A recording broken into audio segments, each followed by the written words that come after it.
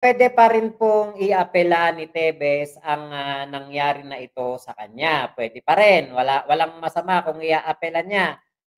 Kaya po ang problema naman kung i-aapelan niya ay, paano mababaliktad ang boto ng 265 na kongresista na bumoto ng yes para siya ay sipain doon sa Kongreso. So eto po ang ating susunod na topic patungkol po diyan. Eto po ang balita ng CNN patungkol sa issue na ito. Ayan, panoorin natin.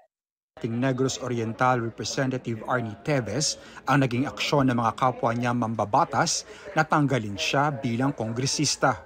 Saddened and shocked, he expected this, but he's sad not for himself, but because he felt that those who voted for him during the last elections as representative of the 3rd District of Negros Oriental would be deprived of their elected representative in the House of Representatives. Ayun. So eto ang sinabi ni Topacio. Deprive sa Tagalog po yan, bawian o binawian. Parang binawian daw po ng karapatan ang mga bumoto kay Tevez doon sa ikatlong distrito ng Negros Oriental para mamili ng kung sino ang gusto nila na magtrabaho, magserbisyo, maglingkod para sa kanila. Yun po ang sinabi nitong si Topacio. Maliwanag yan na sinabi ni Topacio, deprived. So, paano hindi gagawin ng Ethics Committee ang ganitong desisyon gayong yung kanilang ibinoto, yung ibinoto ng taong bayan sa distrito ng Negros Oriental, ikatlong distrito, ayaw naman magtrabaho. Anong gagawin? Hahayaan lang. Kapag ganyan ba, dapat isipin pa din, binoto to ng taong bayan, wag nating sibakin. Hindi pwede yun. Diba katulad niyan, nakabitin sa balag ng alanganin ang mga botante ng Negros Oriental kasi nga po, iniwanan sila sa ere ni Tevez. Maliwanag yan, totoo yan, iniwanan sila ni Tevez sa ere. So, kailangang kumilos ng House Ethics Committee para magkaroon ng kapinalahan o katapusan o pinale na desisyon para ang House of Representatives ay makakilos ng naayon sa kung ano ang pangangailangan ng 3rd District ng Negros Oriental. So katulad niyan, kailangan nila na magtalaga ng caretaker. So ang caretaker ngayon ay itong si Martin Romualdez. So kung sakali, si Martin Romualdez ay busy na, House Speaker, tapos kongresista pa sa Leyte, baka kailangan na siya naman ay palitan ng ibang kongresista. So maaaring pumalit ay kongresista from neighboring district. So yung kongresista ng District 1 at District 2 pwedeng pumalit diyan. Pwedeng tutukan kung ano ang mga naiwan na mga priorities dapat para sa mga taga Negros Oriental 3rd District. So hindi pwede na ang kongresista ay nagtatago sa ibang bansa at naghahanap ng asylum. Hindi pwede yun. Kahit na sabihin mong binawian nga ng karapatan o ng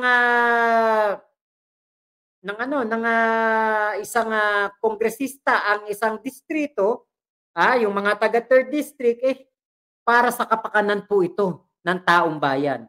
Para po ito sa mga susunod na henerasyon ng Negros Oriental. Para po ito sa mga future congressman na kung sakali na mayroong ganitong mga pangyayari ay hindi po tularan si Arnie Tevez. Pinag-aaralan na raw nila ang kanilang mga opsyon at gagamitin ang lahat ng legal remedies. Pero kaya pa bang legal remedies. Yan ang yan ang gawin nyo. Dapat noon nyo pa yan ginawa. Lahat ng legal remedies. Ano ba ang legal remedies na pinaka dapat ginawa ng mga kampo ni Tevez? Ang pinaka magandang legal remedies, humarap sa preliminary investigation si Tevez at baka hanggang ngayon kongresista pa rin siya. Baka hanggang ngayon siya ay nagtatrabaho pa rin sa Kongreso at hindi nasibak.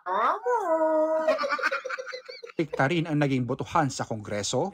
It may be futile, but nonetheless, he should have been given the chance to appeal. Based on the voting, the chances are nil. But nonetheless, we are studying our options.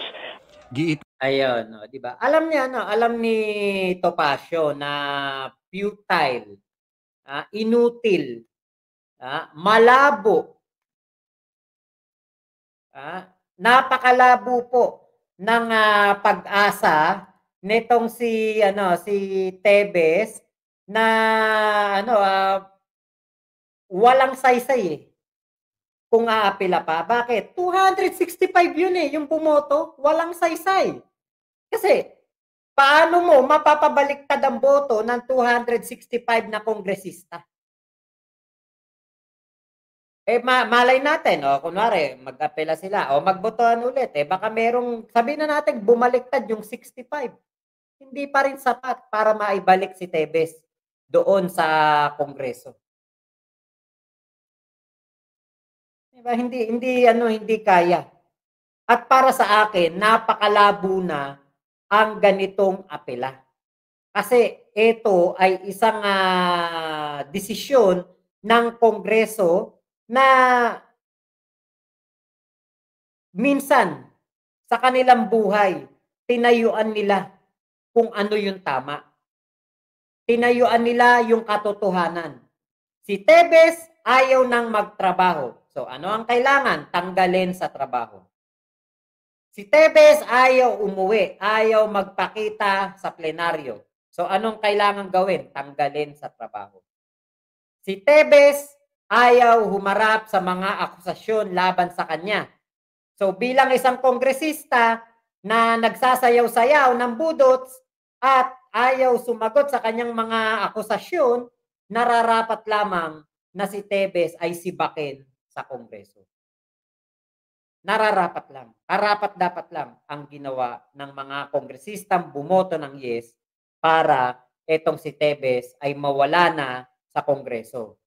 So, isang malaking hakbang ito para sa ikatutupad ng salitang kagalang-galang sa Kongreso. Kaya nararapat lamang na hindi na maibalik sa Kongreso ang isang teroristang kongresista. Kaya yung apela, para sa akin, napakalabo na, futile, sabi nga ni Topacio, walang saysay, malabo na. Pero gagawin pa rin nga nila. Bakit? Para magkaroon ng delaying tactics. Na kanyang abogado na si Ferdinand Topacio, dapat ipinagpaliban muna ang nangyaring botohan dahil may nakabindin pang apela si Tevez sa Anti-Terrorism Council sa kanyang designation bilang terorista at reklamo sa ombudsman dahil sa pag-abandona niya umano sa kanyang pwesto. Suportado naman ng mga mambabatas mula sa National Unity Party ang pagpapatalsik kay Tevez. Mabigat at nakakabahala raw ang mga ebidensya laban dito.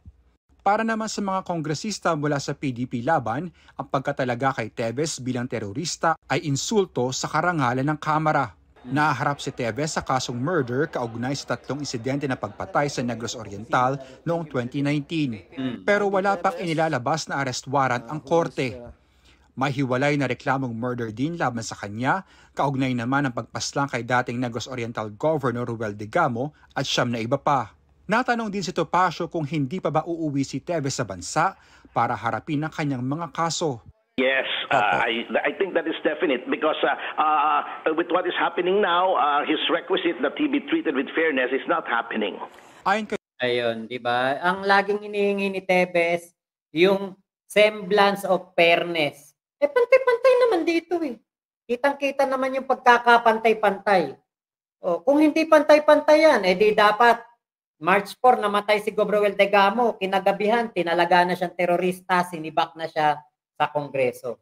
'Di ba? Kung walang semblance of fairness, hindi na po siya sususpindihan ng 2 beses. Hindi na pag-aaralan ng mahabang panahon ng ATC ang kanyang mga ginawang pananakot, intimidation, pang-terrorize doon sa Negros Oriental. Kung walang semblance of fairness. Yung semblance of fairness po hindi nawala. Nandiyan po ang semblance of fairness. Iba ang ibig sabihin ni Tebes ng semblance of fairness. Ang semblance of fairness na kanyang hinahanap ay pumapabor sa kanyan lahat ng mga pangyayari. Yung siya ay nanatiling kongresista. Yung siya ay hindi na talagang ATC. Yung mga asset niya ay hindi na freeze. Ha? At hindi siya ang mastermind na tinuturing sa Degamo. Ibang tao ang pagbibintangan. Yan ang semblance of fairness na gusto ni Tebes. Yan ang ibig sabihin ng fairness na kanyang gustong mangyari.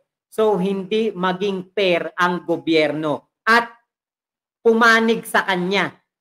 Kalabanin ang mga biktima ng Degamo Slay Case, biktima ng Pamplona Massacre. Yun ang semblance of fairness na gusto ni Tebes. Hindi suportahan ng gobyerno ang biktima ng Pamplona Massacre. Hindi suportahan ng gobyerno si Mayor Janice Degamo. At suportahan ng gobyerno yung mga suspect na nakakulong. Yung 11 suspect na nahuli sa Degamo Slay Case. Yun ang susuportahan ng gobyerno. Yun ang semblance of fairness na gusto ni Tebes. Yan ang para sa kanya ay semblance of fairness. Pabor sa kanya ang lahat ng mga mangyayari. Kaya yung semblance of fairness na hinahanap niya, iba-iba po ang ibig sabihin yan. Iba ang ibig sabihin sa atin ng semblance of fairness.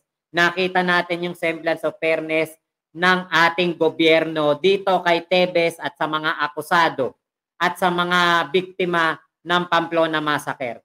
Pero iba ang hinahanap na semblance of fairness ni Tebes. Just Secretary Boying Rimulya, hihilingin nila na mailipat ang mga kaso ni Tebes sa Maynila. Anjo Alimario, CNN Philippines.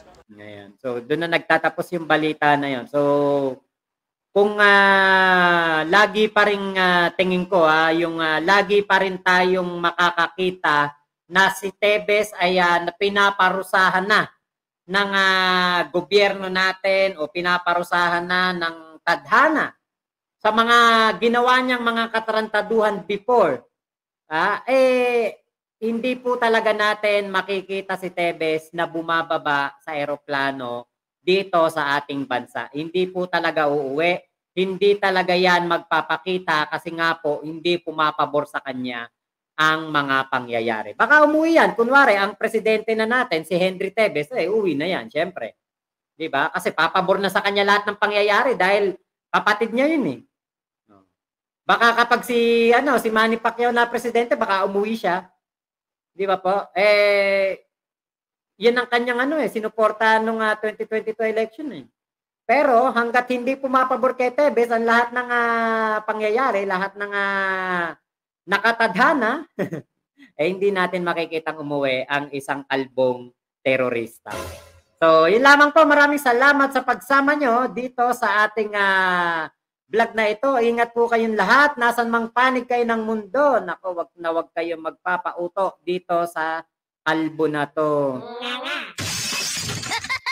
Salamat po Ingat po kayong lahat. Mama chup chup. Love you, love you. God bless us all. Pilipinas. God first. Thank you po.